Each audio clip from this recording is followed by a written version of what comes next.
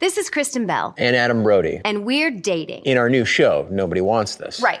We're not really dating. No, in real life, we're married. Right. Married to other people, not each other. Oh, this is complicated. Right. It's just like our love lives in Nobody Wants This, a show about what happens when a bold and sometimes provocative podcast host finds her unlikely match in a sweet traditional rabbi. Nobody Wants This launches September 26th, only on Netflix. If you send hey, they send hey. But with opening moves on Bumble, you can get to better chats faster. Because if you send most underrated summer activity, they send eating spicy soup in front of the air conditioner on full blast. And that's something you can work with. You're still making the first move, but you can choose a question or write your own to get sent to all your matches. So you can relax and see what they come back with. Download Bumble and try it for yourself.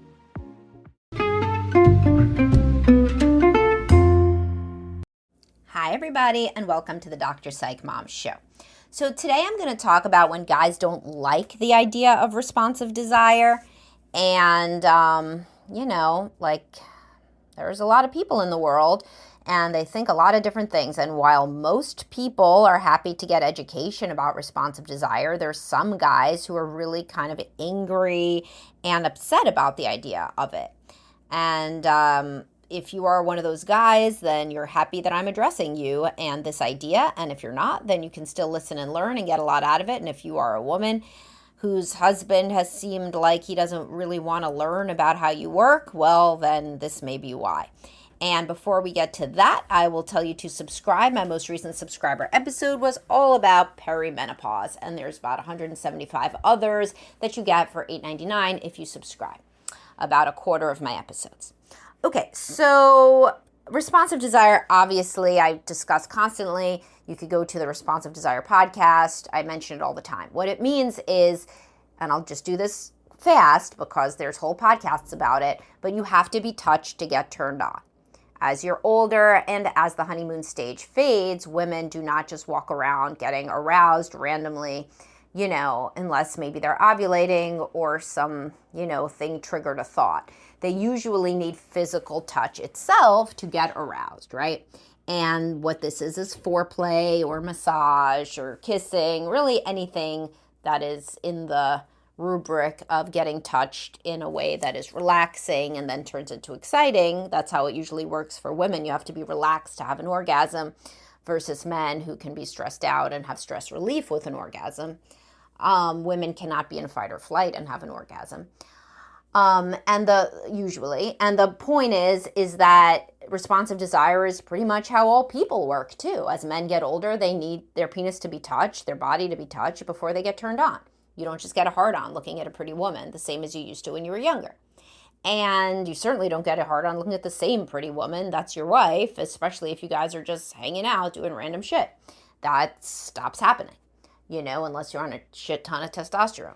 As you get older, most couples both have responsive desire and they both engage in foreplay. And this is why I have posts like sex needs to evolve when you're older. That's literally a large bulk of my posts about sex say that you have to take into account that people change.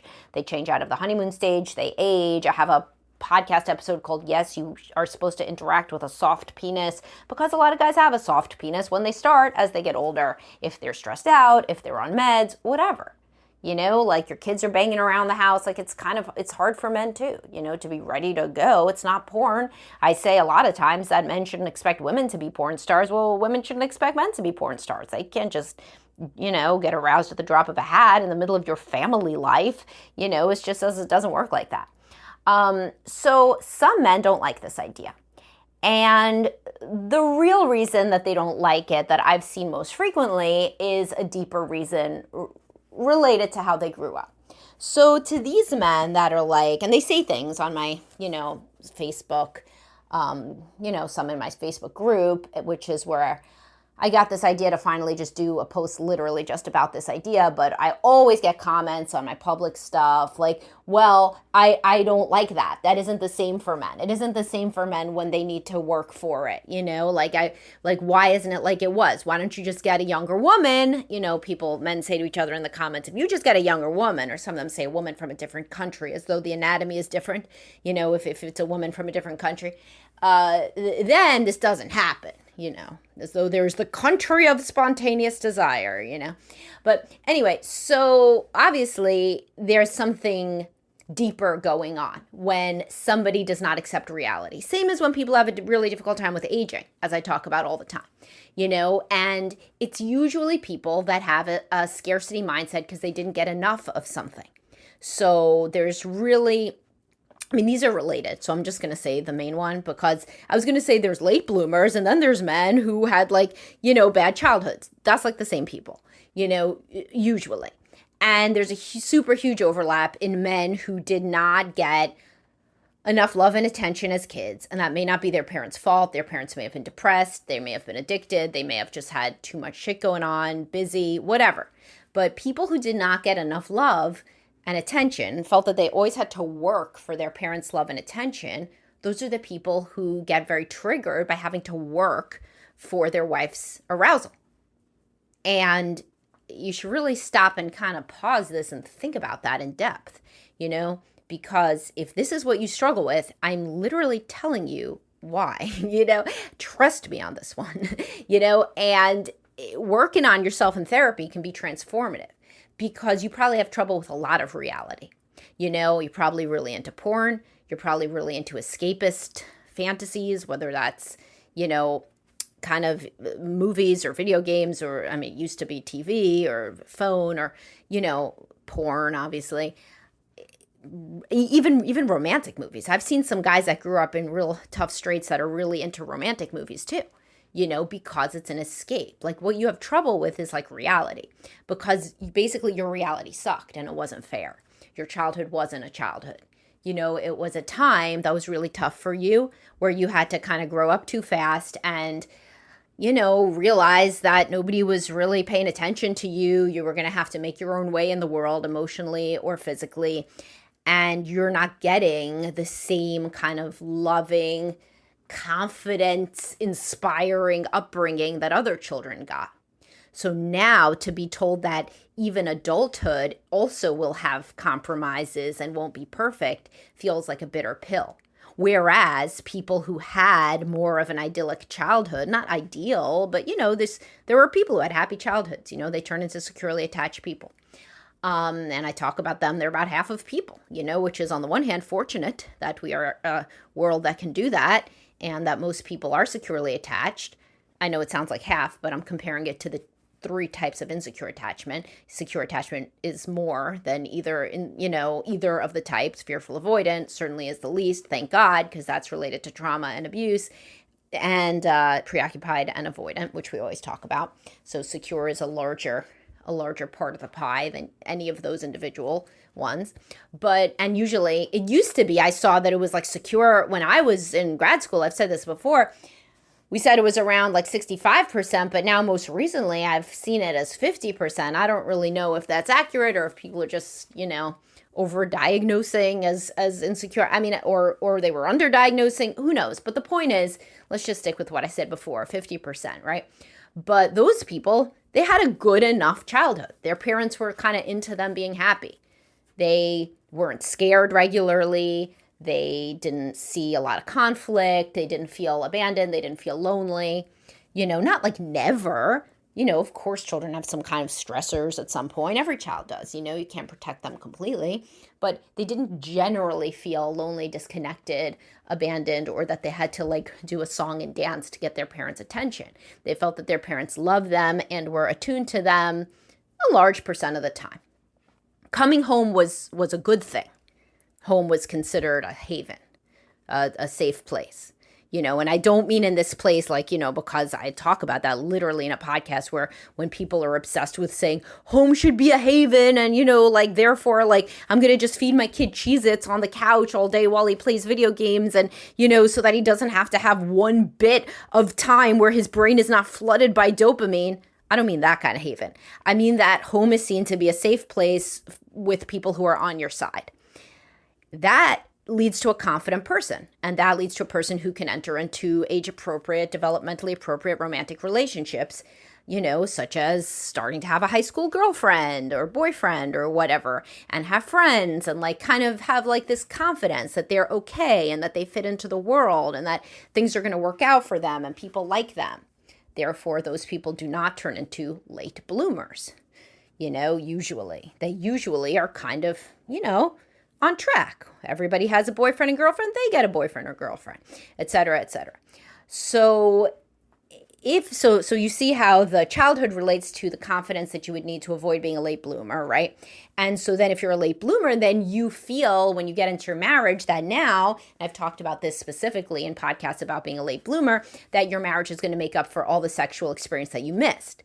So then when her spontaneous desire goes away, you feel like you got fucked yet again by the world. And, you tend to have a victim mentality if you're insecurely attached. And you, with a good reason, because you, in fact, did not have a good time, a good upbringing, And so now you're like, well, now even this goes away from me. Like I had a woman who was excited to see me and who was wet immediately upon me touching her, just like in porn, but I only got it for 1.5 to 3 years. As you know, that's the length of the honeymoon stage. Or we only met when I was 35 and then at 40, she went into perimenopause and her drive shifted, like her actual drive, not even just her honeymoon stage drive.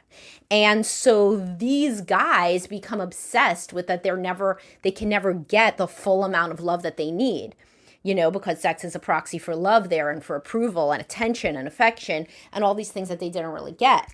But this isn't like anything that the woman can do, like there's no way to fix that. Life changes and you get older and bodies work a certain way.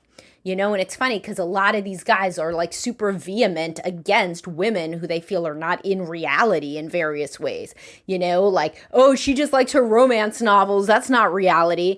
But then they'll be like, I don't like responsive desire. Responsive desire is literally the way that the female anatomy works. She needs to be aroused. She needs to, her genitals need to get, flooded with blood, same as yours, and it just doesn't happen the same way for women over time and without that initial dopamine and adrenaline and oxytocin rush of the honeymoon stage. Unless, again, of course, they're ovulating, the first half of the cycle is better and all the stuff I've taught you about biology. But this is just how women work. It's like saying, like, I really want a woman, but, like, she has to be able to outlift me at the gym. And if not, that's just not fair. Well, you're not going to find a woman like that, probably, or if you do, it's going to be super rare. And so if you want to be able to date women, more commonly, more normatively, the average woman cannot outlift the average man at the gym, so that's just not how her body works. So there has to be two things that are tackled when a man is very averse to responsive desire. And one is basically, are you somebody who can accept reality, or do you always rail against this and unfairness and injustice? And then the second one, which directly relates to the first, is let's actually process your childhood and grieve the absences and the deficits, and really make sense and show the connection in a way that you can understand it between the things that you didn't get and then the things that you're always fantasizing about getting. This ideal love, this constantly wet vagina, for real. That's like the proxy variable. The woman who's always ready to do it, like a porn star, like that isn't going to make up for what happened. That's not going to make up. Nothing will, but you can process it and you can get it into the narrative of your life instead of encoding it like a trauma memory. So many guys are wandering around with their traumatic childhood just encoded in in the back of their lizard brain, and it comes up in like flashbacks and nightmares, and it comes up in shit like not liking responsive desire and thinking it's unfair, you know? And that's because like they've never really worked through what happened and gotten to a place where they can make peace with it, and where they could see links between how they grew up and the ways that they expect the world to kind of compensate for that now. It's almost like you're expecting your wife's body to make reparations for the stuff that you went through, and that can't happen. She can't do that. It would be like if she said, if you lose your hair, you don't love me anymore. That's an impossible situation. You don't know if you're going to lose your hair. I mean, I know you are, you know, at some point going to lose some of it, because that's how life works, you know, and you're not in control of it. And that's anatomy, and that's biology, and that's aging. And if she said something like that, you would think it was ridiculous, you know, and it's just as ridiculous to say, I don't like that women need to be touched to be aroused. I don't like that women's sex drive goes down over time. Now, I'm not saying you have to be cool with having no sex. I never say that. You know, sex is part of marriage. Some sexual contact is there for most happy couples, even when the woman has the desire of a doorknob because she's postmenopausal. If he really wants to be close and to cuddle and to be intimate, even if she has vaginal atrophy and it hurts, there's usually some form of sexual contact then, maybe a hand job, you know, maybe just close naked cuddling. Remember, most guys, as they get really old, can't perform, you know, like they used to at all. You know, so they both change together, just like they both changed from their 20s to their 30s and their 30s to their 40s. They changed into parents, they changed into grandparents. Now they change into a different stage where we can't just fuck like rabbits, you know, anymore. And the happier the guy is, and the more securely attached he is, the more he can accept aging, the more she can accept aging. And then they accept aging, and they, you know, do other things. Like I have so many podcasts, like what does a happy couple look like at midlife? You know, like how do couples age well together? Like I have all this stuff. So anyway, I hope that this led to some epiphanies for people who have struggled with the idea of responsive desire. Hopefully it led to an aha moment, and hopefully at least one person reaches out. I don't care if it's to me or not. I mean, hopefully, I hope it's to me and my people at Best Life Behavioral Health, but if not, to anybody. Or even just like literally read a book, like literally read the book Running on Empty by Jonas Webb and see, did I experience childhood emotional neglect? If you for sure know you did, then you can move up a notch and you can go to, you know, Children of the Self-Absorbed is a good book. Surviving a Borderline Parent. Just see if any of it makes sense to you, you know? And then you can start to see, well, shit, if I never had a fair childhood and I was expecting my adulthood, and particularly my adult romantic relationship, to compensate for all the things I lacked, that's not possible. It's not possible. That can't hack my childhood. That can't make me have to never deal with it, because no woman that I establish a long-term relationship with will ever stay the same forever, because that's not a fair ask and that's not real. All right. I hope you guys enjoyed this, and I'll talk to you soon. Have a great day, guys.